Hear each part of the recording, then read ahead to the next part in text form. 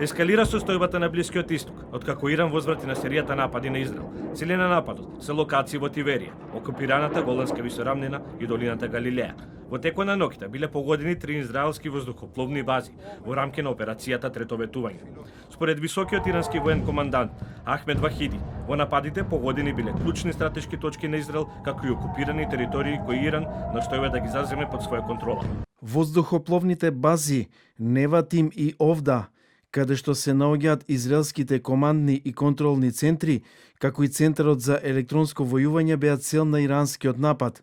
Други цели погодени во одговор на Иран на израелските напади беа воздухопловната база Тел Нов во близина на Тел Авив, Израелското министерство за одбрана, како и индустријски воени центри во самиот Тел Авив. Според иранската новинска агенција Фарис и високи воени извори, нападите врз Израел ќе продолжат, а целите на Техеран ќе ги вклучат американските воени бази на Блискиот Исток.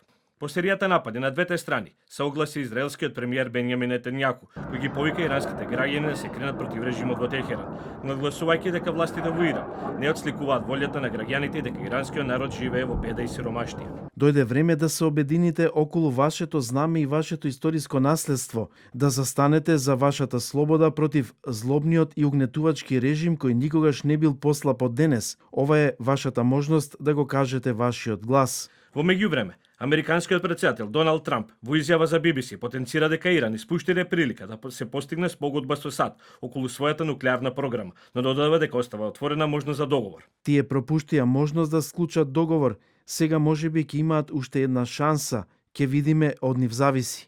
Од друга страна, Иранското министерство на надворешни работи, иако преговорите ги нарече беззначајни, не потврди дека е донесена конечна одлука за откажување на следната рунда разговори за нуклеарна програма на земјата со САД, а не е исклучи и можноста за напади на воени бази на САД.